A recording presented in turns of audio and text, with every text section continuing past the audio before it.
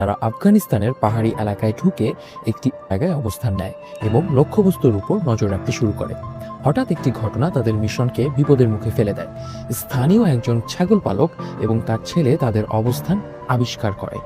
দলের সদস্যরা সিদ্ধান্ত নিতে দ্বিধাগ্রস্ত হয়, তাদের হত্যা করবে না ছেড়ে দিবে।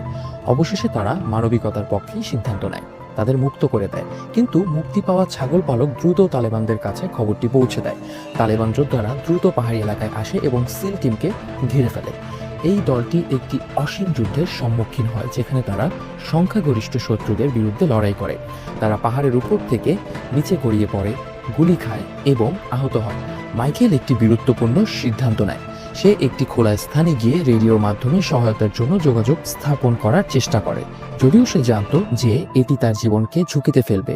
শত্রুর গুলিতে মার্ফি নিহত হয়, কিন্তু তার প্রচেষ্টা দলের প্রতি তার আত্মত্যাগের নিদর্শন হয়ে থাকে।